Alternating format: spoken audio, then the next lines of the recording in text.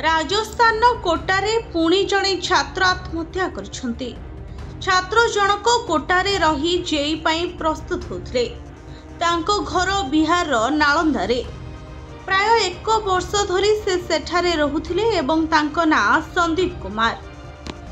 तांको सान भाई मध्य एठारे रही नीट पाई प्रस्तुत होते। दुई भाई अलग अलग स्थान रे रहुथिले।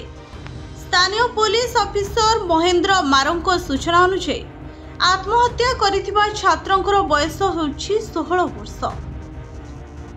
से पेइंग गेस्ट भाबे रहुथिले। समान बिल्डिंग रे रहुथुबा तांकर अन्य सांग माने तांको बारंबार डाकिथिले सुधा सुनी नथिले।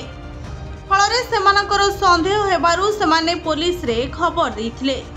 पुलिस घटनास्थल रे पहुंची कबाट भांगी तांको मृतदेह जबत करथिला।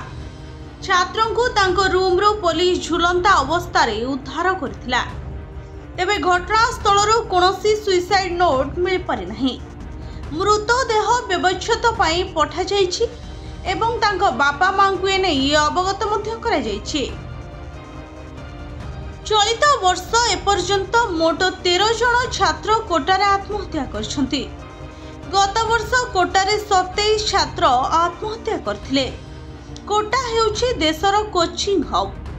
देशव्यापी विभिन्न राज्यरू छात्र माने 10म परीक्षा शेष हेबा परे कोटारे जाई कोचिंग नियंती।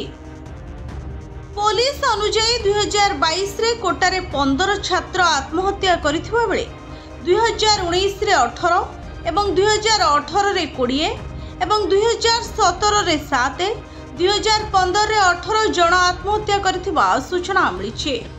ब्यूरो रिपोर्ट भजौता न्यूज।